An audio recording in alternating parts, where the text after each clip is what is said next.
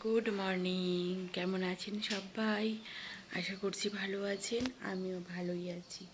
আমার আরও একটা নতুন ব্লগে আপনাদের স্বাগত জানাই।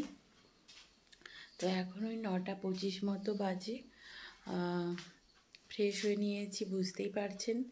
আর মাথায় পুরো তেল দিয়েছি, চিপচিপ করছে পুরো মাথায় এত তেল দিয়েছি, প্রচুর তেল দিয়েছি মাথায়। অনেক দিন হলো, 2 সপ্তাহ হয়ে গেল মাথায় তেল দেবো। এখন যেহেতু তাড়াতাড়ি স্নানটা করে নিই, তার জন্য মাথায় আর তেল দেওয়াই হয় না। মানে দেবো যখন ভাবি তখন মনে হয় যে যা একটু পরেই তো স্নান করে নেবো। তো ওই 11:30টার দিকে স্নান করব, তাই ভাবলাম 2-2.5 ঘন্টা থাকলেই যথেষ্ট, তাই দিয়ে নিলাম মাথায় তেলটা। তো থাক এই অবস্থায়। আর এখন টিফিন বানাবো, ময়দার রুটি বানাবো। অনেক দিন পর আবার ময়দার রুটি বানাবো, খুব খেতে ইচ্ছে করছে।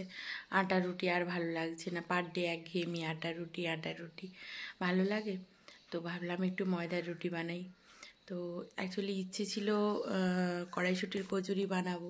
শীতকাল এসছে মানেই তো কড়াইশুঁটির কচুরি, তাই না? তো বানাবো আজকে আর হবে না, কাল পরশুর ভেতরেই 2-1 দিনের ভেতরেই বানাবো। তো আপনাদের সঙ্গেও শেয়ার করব। তো চলুন এখন রুটিটা বানিয়ে নিই, তারপর ফিরছি। এদিকে এখন অনেক কাজ রয়েছে, বিছানাপত্র তুলবো, টুকটাক কাজ, বেশি কাজ না। আর আজ রান্নাবান্নাও সিম্পলি করব। আজ একটু বেরোবো, মেয়েকে যে স্কুলে আনতে যাব তখন একটু বেরোবো। তো যাই হোক চলুন। তো চলে এলাম রুটি করতে, ময়দার রুটি। এই টিপসটা জেনে যে কত আমার উপকার হয়েছে সে আর বলার না। মানে তার জন্য আমার বন্ধুটাকে থ্যাঙ্কস বললেও যেন কম হবে। এই টিপসটা সত্যি বিশাল উপকারে লেগেছে। কি বলবো। আর এক ধরনের ওই আটা রুটি এক চলছে তো চলছেই, না হলে অন্য কিছু করো। তো সেই জায়গায় ময়দার রুটির টিপসটা জেনে না ভীষণ উপকার হয়েছে। তো যাই হোক, এদিকে রুটিগুলো বেলে নিচ্ছি। আর বেলতেও প্রচুর কি বলবো, একদম ইজি যে টান হবে সেরমও না। এতে একদম যা বেলা শুরু হবে একদম শেষ, এরমই। আর খুব পাতলা করে বেলাও হয়ে যায়, একদম যে যতটা বেলে রাখবেন ততটাই থাকবে। খুব উপকারে এসছে। অনেক কটাই করবো মনে হয়। আমার এই রুটি 12টা না 13টা হয়েছিল মনে হচ্ছে, অতটা খেয়াল নেই। তো তার মধ্যে 4টে রুটি থেকে গেছিলো, আর বাকি রুটিগুলো খেয়েছি। অ্যাকচুয়ালি আটা রুটি হলে এত খাওয়াই হয় না। তো এই যে এদিকে প্রথমে 3টে রুটি একসঙ্গে করছিলাম, তারপর আবার বেলা তো কমপ্লিট হয়নি, কিন্তু তাড়াতাড়ি করছি, হাজব্যান্ডও চলে আসার টাইম হয়েও গেছে। তার জন্য না ভাবছি যে একটা করে বেলি আর একটা করে ভাজতে থাকি। কেন কি এই ময়দার রুটিতে আমি তো বেশি গুঁড়ি দিয়ে বেলছি না, অল্প গুঁড়ি দিয়ে বেলছি। আর একটার উপরে একটা যখন রাখবো না, 2, 3, 4টের উপরে রাখতে একে অপরের সঙ্গে চিপকে যাবে। তার জন্যই ভাবলাম একটা করে সব রুটিগুলো ভালো করে ভেজে নিই।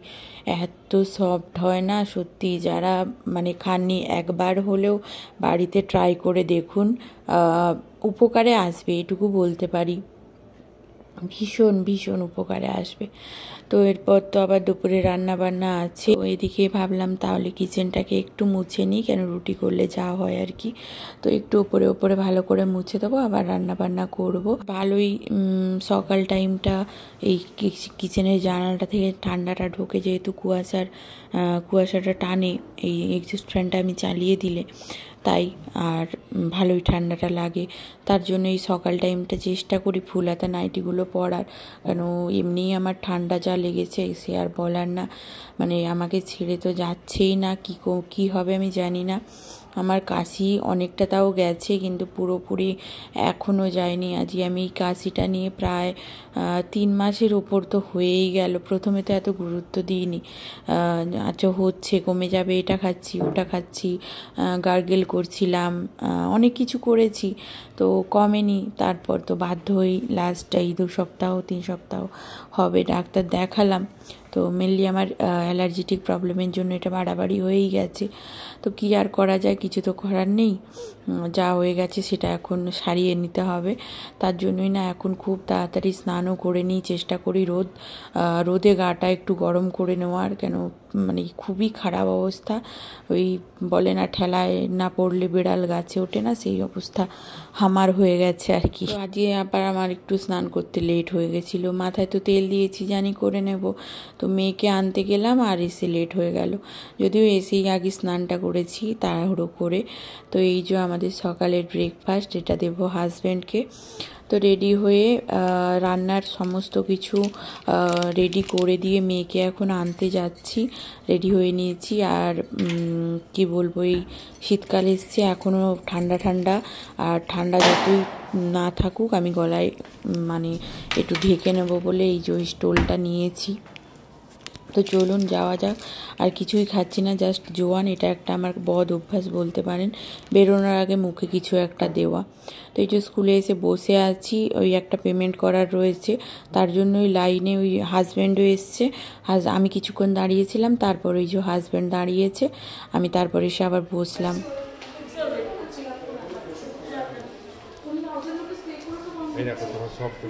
এই দেখুন মেয়েকে কখন ও পার্কে খেললো, স্কুলের পার্কে এতক্ষণ খেললো, তারপর সবাই তো চলে গেছে, যেহেতু অনেকটা টাইম বসেছিলাম, আর ওর তারপরে এই যে ভেতরে এসে আবার ঢুকেছে।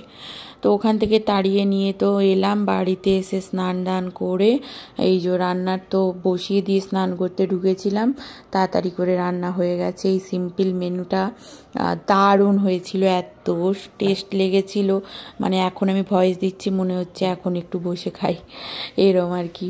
গুড আফটারনুন, কেমন আছেন? আবারও ব্যাক করলাম, এখন বাজে 4:15। তো একটু ঘুমিয়ে নিলাম, খাওয়া দাওয়া করে একটু ঘুমিয়ে নিলাম। তো এই অবস্থা, এখন এগুলো সব গোছাবো, গুছিয়ে তারপর একটু হাত পা মুখ ধুয়ে সন্ধে দিয়ে বসবো। তাহলে চলুন আজকের মতো ব্লগটা এখানেই শেষ করছি। যদি ভালো লেগে থাকে অবশ্যই একটা লাইক, শেয়ার অ্যান্ড সাবস্ক্রাইব করে দেবেন, আর কেমন লাগলো অবশ্যই কমেন্ট করে জানাবেন।